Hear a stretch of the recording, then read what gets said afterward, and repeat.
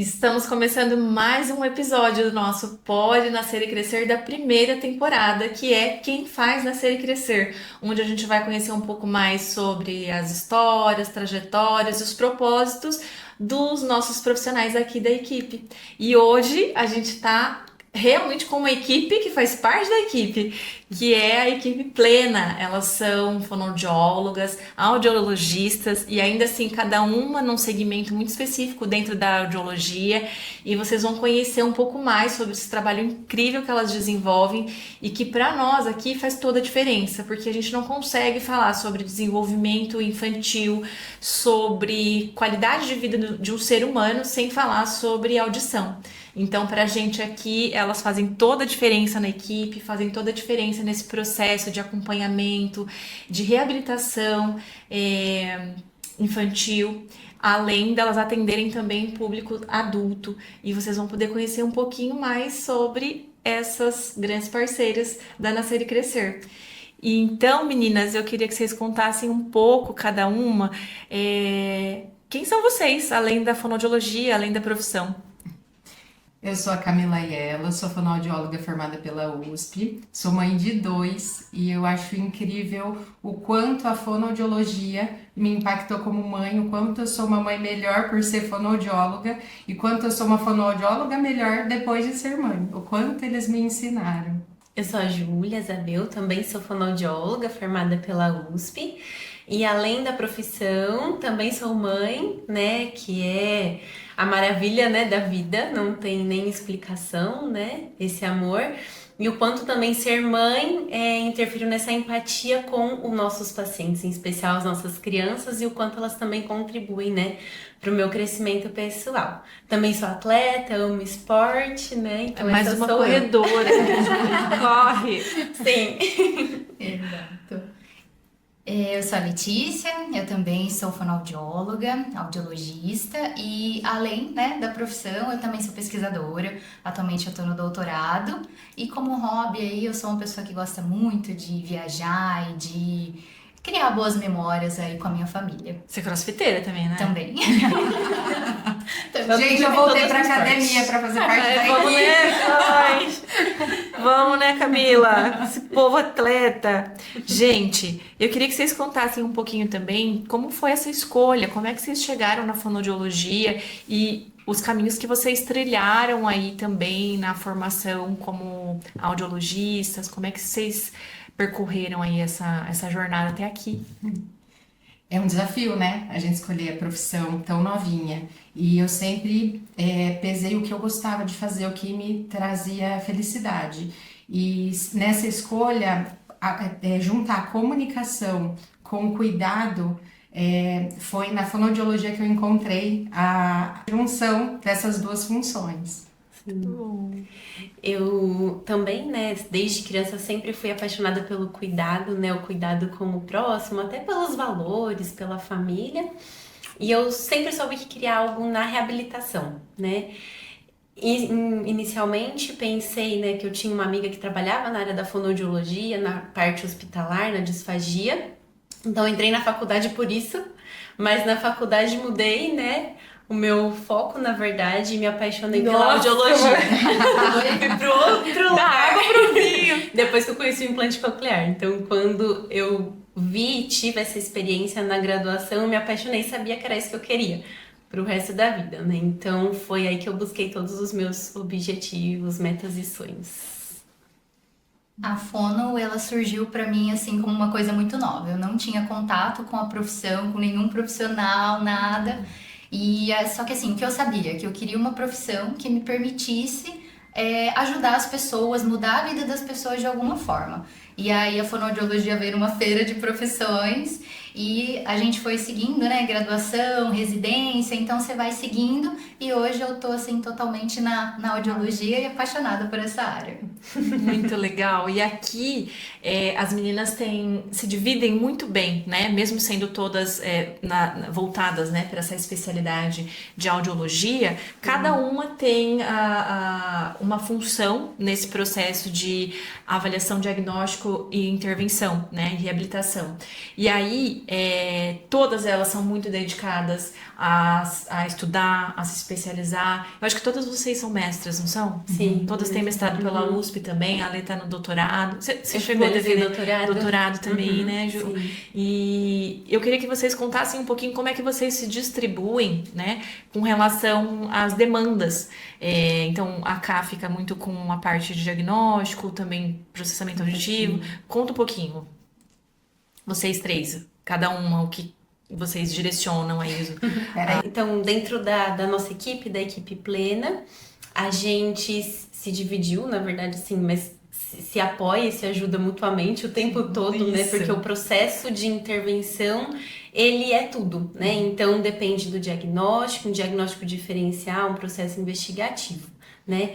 Então, a Lê e a Camila, elas ficam mais responsáveis pela parte de todo o diagnóstico, de qualquer alteração auditiva, desde queixa de audibilidade até queixa de processamento auditivo, que são as habilidades mais complexas, né? Isso. E eu acabo ficando mais com a parte da reabilitação, com enfoque maior no implante coclear, mas também com o aparelho auditivo, próteses osteoancoradas também, em que a gente atua junto e acaba se auxiliando, né? É muito legal todo esse trabalho que elas fazem, porque, como eu mencionei, faz parte da rotina de todos os profissionais, porque está relacionado a essa qualidade de vida, a esse desenvolvimento, né? Mas também é muito importante falar do quanto elas são referência, né? Que vira e mexe tem gente do Brasil afora chegando aqui pra passar em atendimento com esse pessoal, vocês não têm noção. Então é muito orgulho pra gente, né? E vocês vão ter a oportunidade de conhecer muito mais, cada uma vai falar um pouco mais sobre a sua atuação nas próximas temporadas, então já fiquem ligados. E o que eu queria saber de vocês, meninas, o que mais encanta na área de atuação? O que mais encanta no que vocês fazem? O que mais encanta vocês?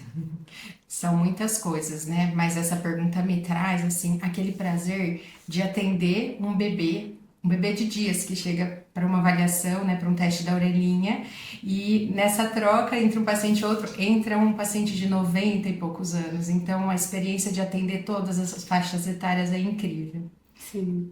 O que mais me encanta, né, e até foi isso que eu direcionei, mudei totalmente a área, né, dentro da fonoaudiologia, é o ouvir pela primeira vez, né?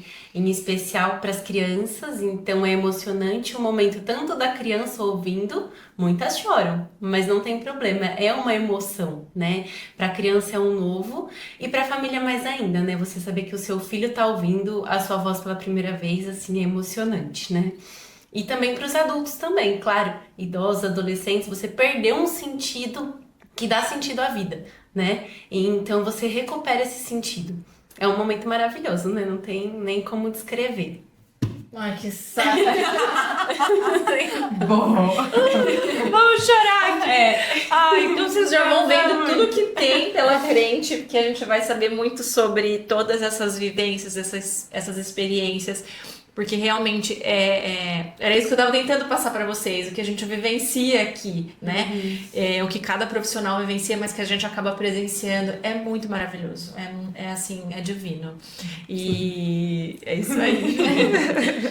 É muito especial, né?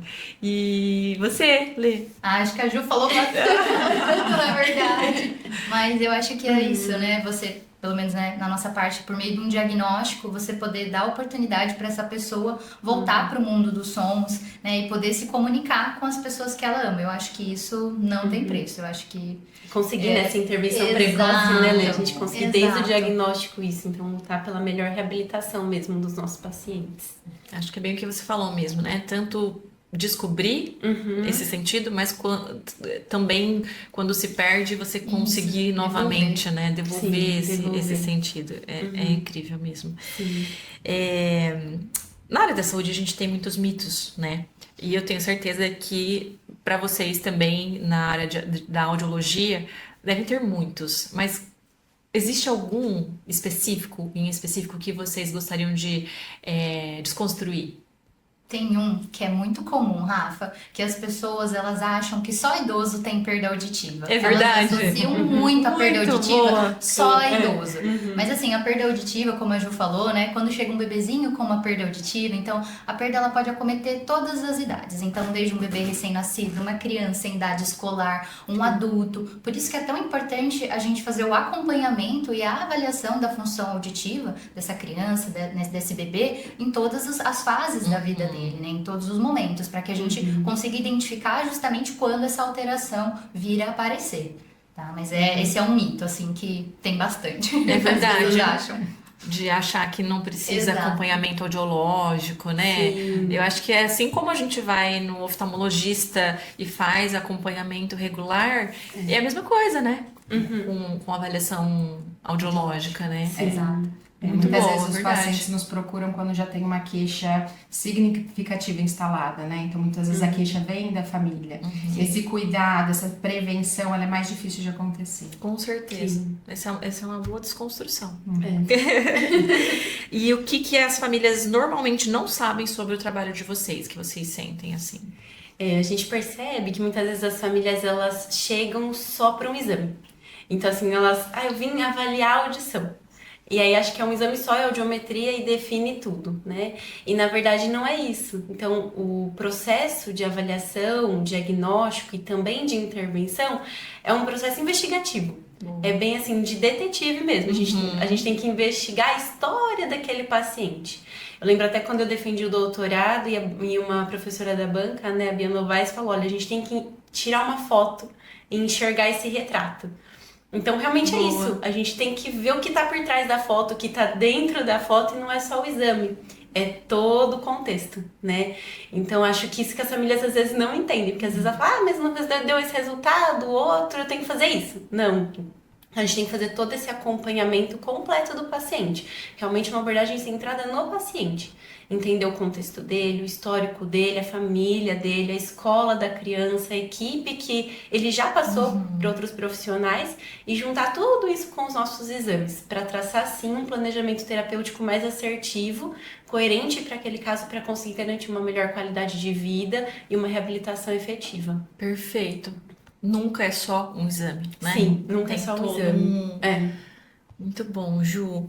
E eu queria que vocês contassem um pouquinho como é que vocês chegaram na Nascer e Crescer, como é que foi essa aproximação, como é que vocês vieram para aqui? Eu já sei, vocês sabem.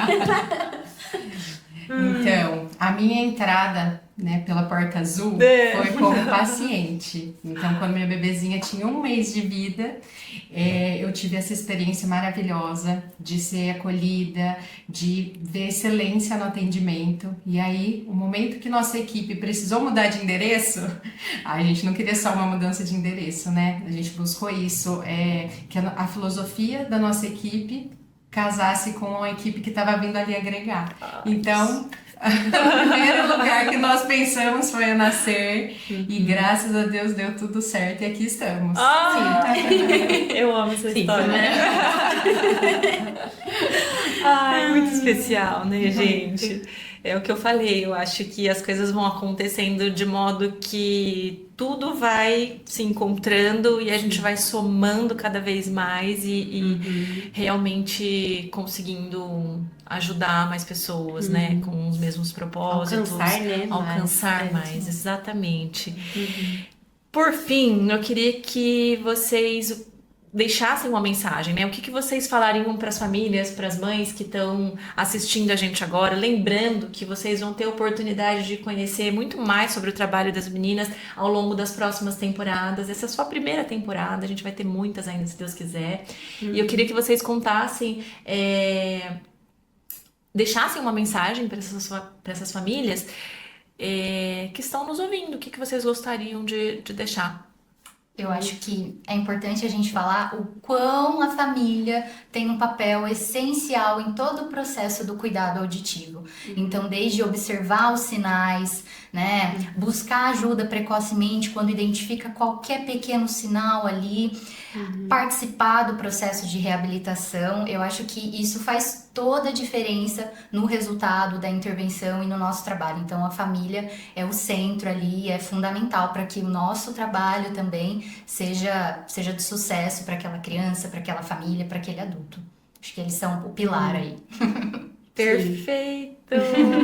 Ai, gente, que coisa linda! Então, como eu falei, fiquem atentos que nas próximas temporadas vocês vão poder ouvir muito mais sobre a atuação dessas meninas. Vocês vão conhecer o que cada uma delas faz. A gente vai conversar individualmente para vocês não perderem nenhum detalhe de todo o trabalho que elas desenvolvem, que é muito maravilhoso, é muito precioso.